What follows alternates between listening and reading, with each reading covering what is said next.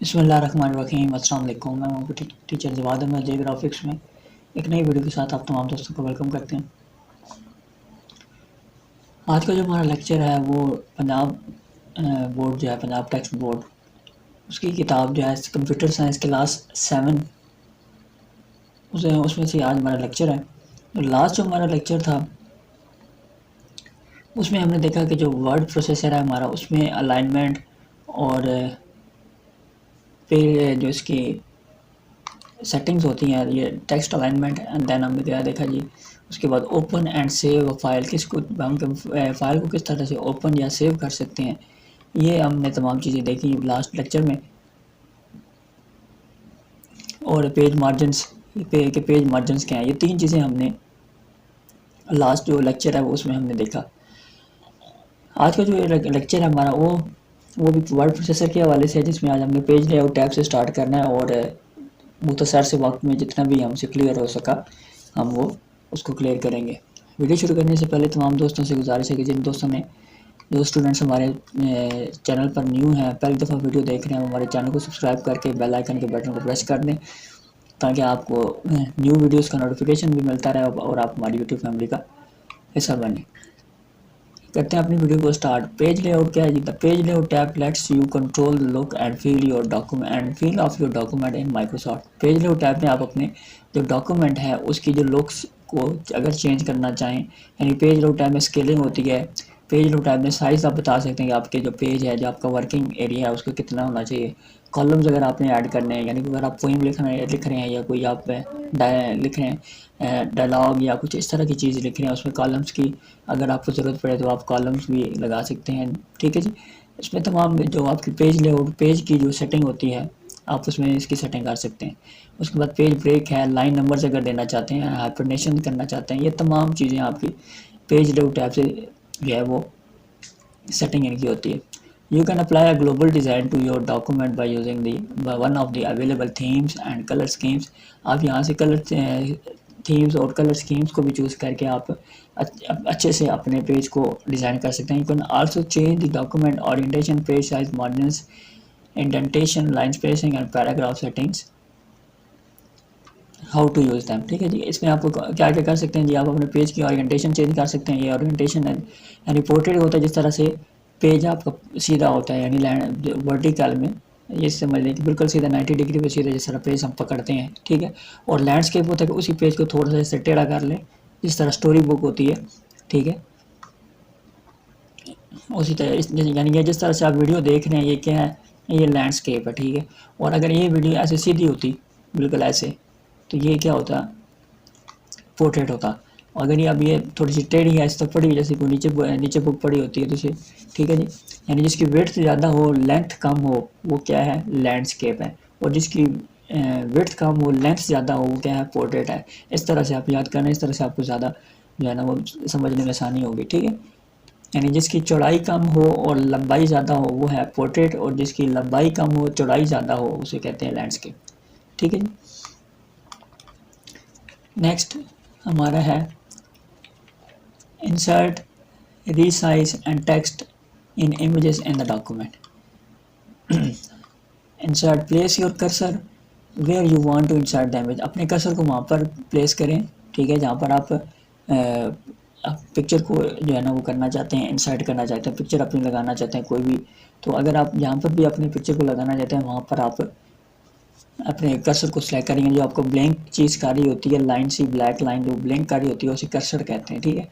This is an important approximate placement। You can change the alignment with the text after inserting the image as shown in the section below। Select the insert tab, select the picture button in the illustration group। ये है, हमने ये insert tab के ये picture वाले button पे आपने यहाँ पर क्लिक करना है। ठीक है। पिक्चर वाले इस बटन पर क्लिक करके आपने क्या करना है, this device lets you to क्या कह रहा है जी, this device lets you to choose an image stored on your computer or network server। ये जब आप पे इमेज पर क्लिक करेंगे, ठीक है।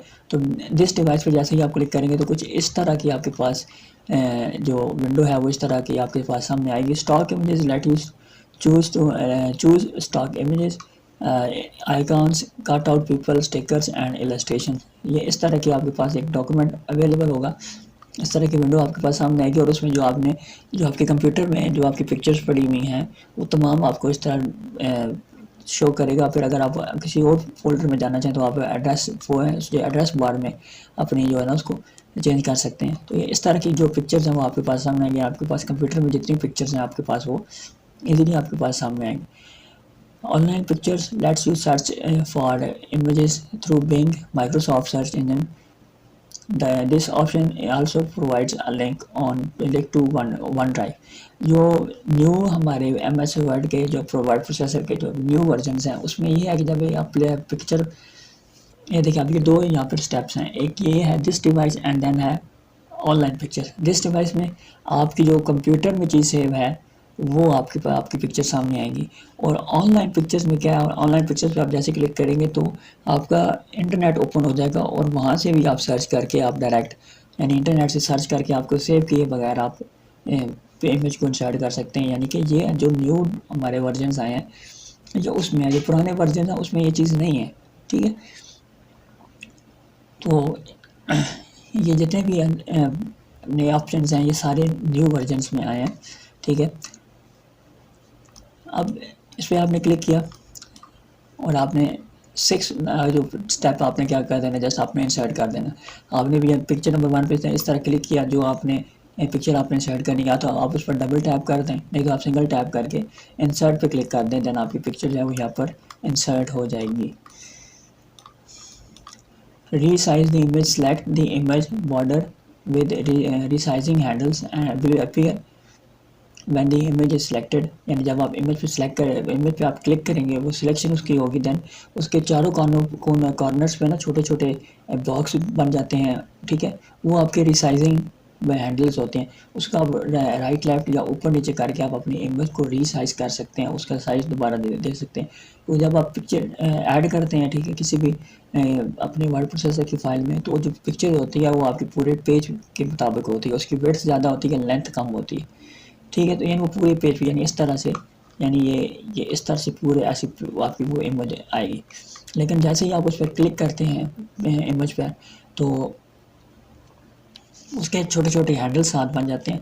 आपको हम दिखा भी देते हैं कि वो किस तरह के हैंडल्स होते हैं या उन्हें रीसाइजिंग हैंडल क्या उसे क्यों कहते हैं।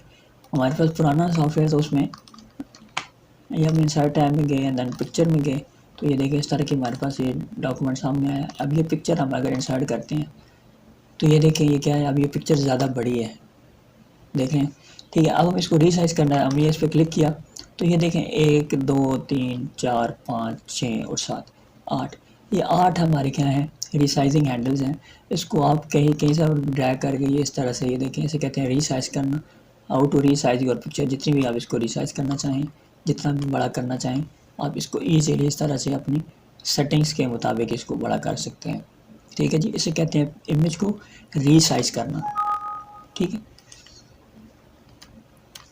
Select the resize handle and then drag the image to in your size. जैसे मैंने आपको ड्रैग करके दिखाया कि आप इसको कहीं पर भी ड्रैग करके अपनी इजीली इसको अपनी से मर्जी के मुताबिक अलाइन कर सकते हैं। Align an image with the text in the word, select the image, select the layout button, select an option from the layer and align text square, align through top, behind, bottom and front of text। यानी अगर आपने image को अपने जो आपका return है उसके मुताबिक आपने एडजस्ट करना है तो फिर क्या, फिर आपने इमेज को सिलेक्ट करना है, उसके लेआउट टैब में जाना है। इमेज की अलग लेआउट टैब होती है, उस पर जैसे क्लिक करेंगे वहाँ पर आपको उसकी टेक्स्ट अलाइनमेंट मिल जाएंगी। अगर आपने टेक्स्ट के पीछे लेकर आना अपनी इमेज को, यानी इमेज के ऊपर टेक्स्ट लिखा हुआ है तो वो भी आप कर सकते हैं। अगर राइट लेफ्ट ऊपर नीचे स्क्वायर जितना भी आप जो भी आप इसकी अलाइनमेंट करना चाहें तो आप उसको ईजिली आप इसको पिक्चर को अलाइन कर सकते हैं, ठीक है जी।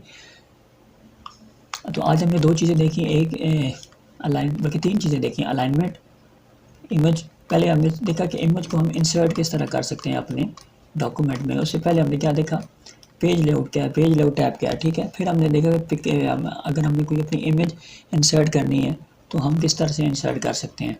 ठीक है, insert, resize and add text in image in the photo, ये 3 चीज़ें आज हमने देखी। यहाँ तक हमारे 3 जो टॉपिक्स हैं वो आज हमने क्लियर किए हैं।